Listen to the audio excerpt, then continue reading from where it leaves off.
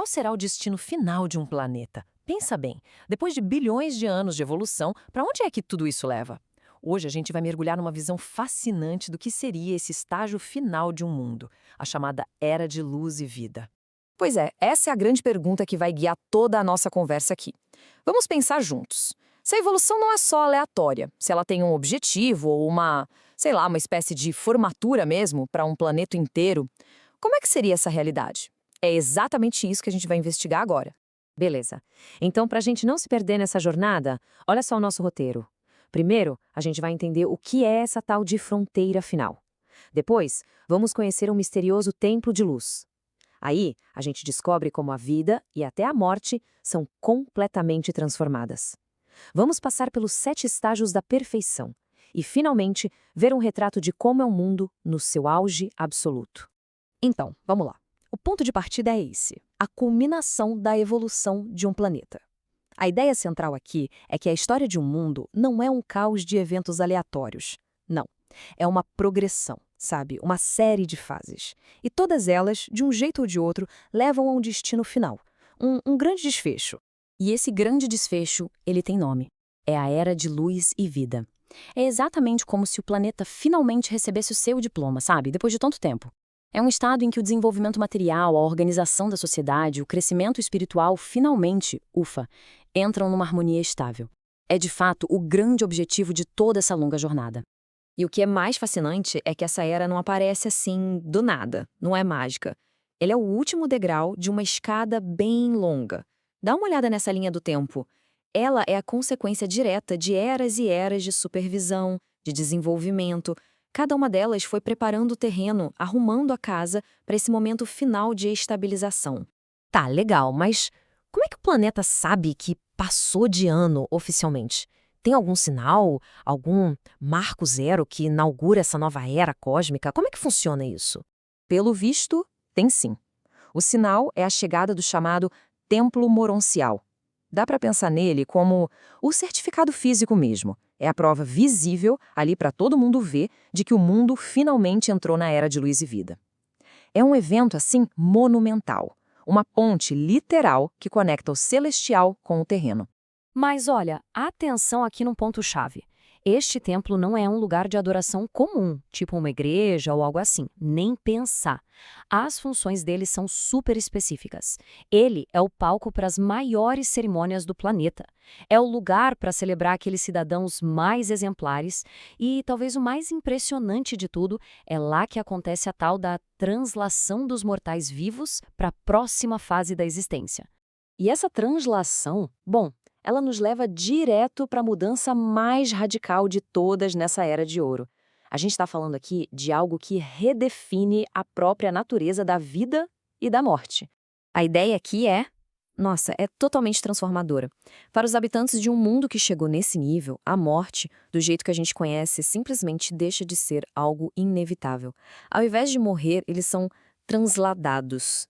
E a diferença, como a gente pode ver, é gritante. De um lado, a gente tem o fim do corpo físico. Do outro, uma transição totalmente consciente. Em vez de ser um evento de luto, vira uma cerimônia pública de pura celebração.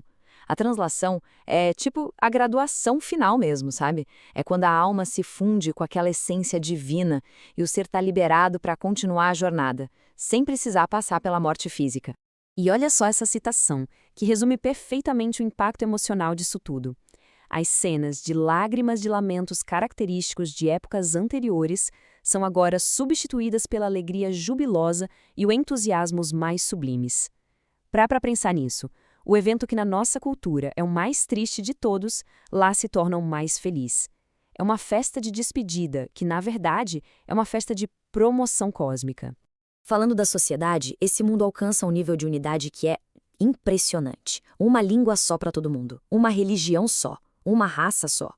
Mas é importante dizer, não é uma perfeição absoluta, tá? Doenças e acidentes ainda podem acontecer. Só que a sociedade vive num estado de harmonia e cooperação que, era simplesmente impensável nas eras anteriores. E como é que uma sociedade dessa se financia, né? A resposta é um sistema econômico de uma simplicidade elegante. um dízimo fixo de 10% sobre a renda de todo mundo. E o mais legal é a filosofia por trás da divisão. Olha isso, investimentos iguais na busca pela verdade, pela beleza e pela bondade. E só uma fatiazinha para a Seguridade Social. É uma economia totalmente baseada em valores. Mas calma aí, chegar na era de luz e vida não é o fim da linha não. Muito pelo contrário, é só o começo de uma jornada totalmente nova. Uma jornada de integração numa escala cósmica.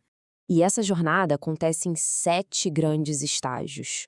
O planeta, que já está estabilizado, começa a se conectar e se alinhar com estruturas cada vez maiores. Primeiro com seu sistema solar, depois com a constelação, depois com o universo local. É uma verdadeira escalada, sabe? Degrau por degrau, até ele se tornar um cidadão pleno do superuniverso.